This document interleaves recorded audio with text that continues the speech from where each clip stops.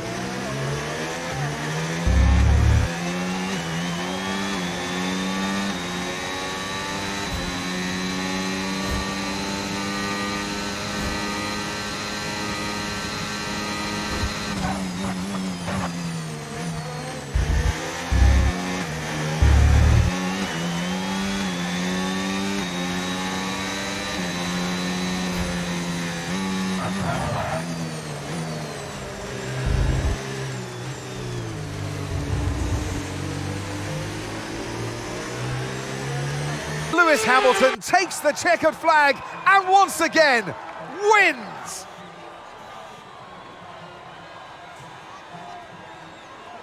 And it's one thing to win, but to win like that in total dominance style, that was a fantastic drive, and it is not one that we see very often.